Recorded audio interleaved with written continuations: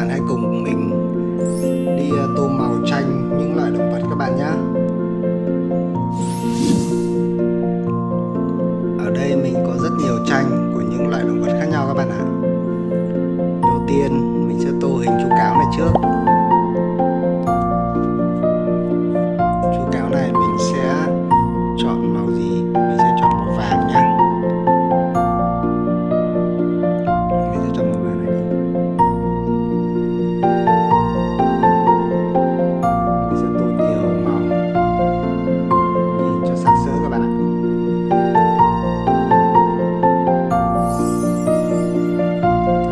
Bên dưới mình sẽ tô màu này, mình sẽ tô màu vàng này. Tiếp theo phần tai, cán,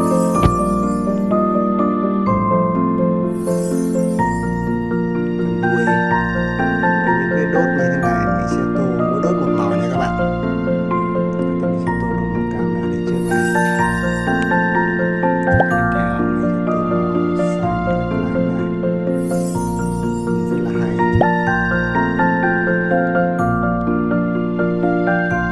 Màu xanh nhạt này, trời.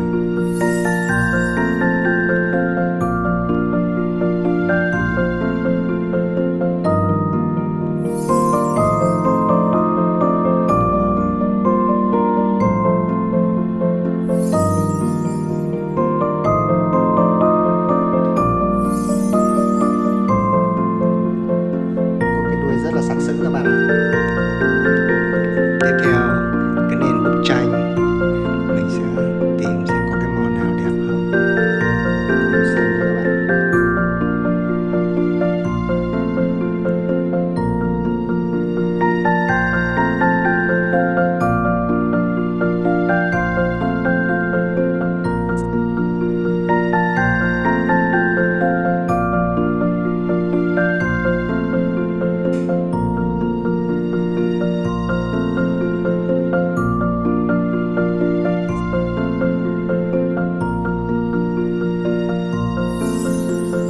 Rồi mình đã tô xong hình chú cáo các bạn nhé.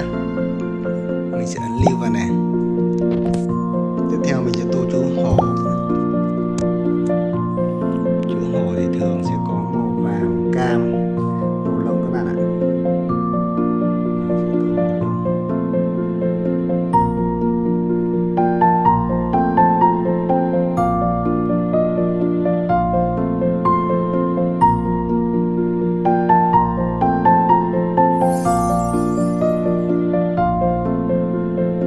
lông.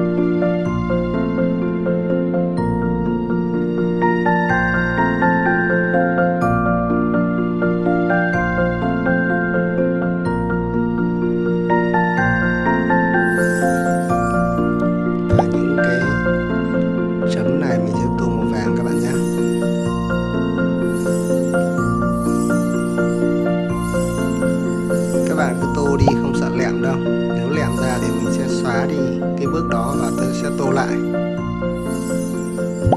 Tại vì những cái chấm nhỏ này tô cũng hay bị lẹm lắm các bạn ạ.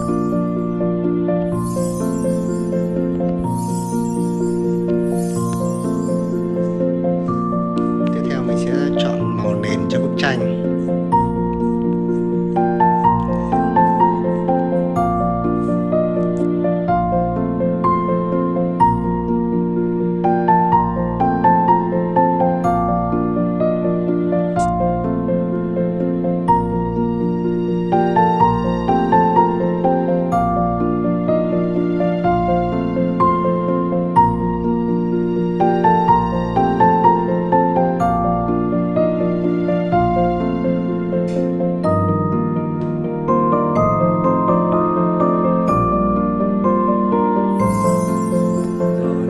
Xong hình chú ốc sên đấy các bạn nhé.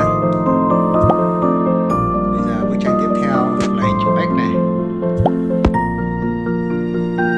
Chú ếch này mình sẽ tô ra màu xanh và mình sẽ dùng màu xanh có cái lấp lánh này, tinh tuyến này.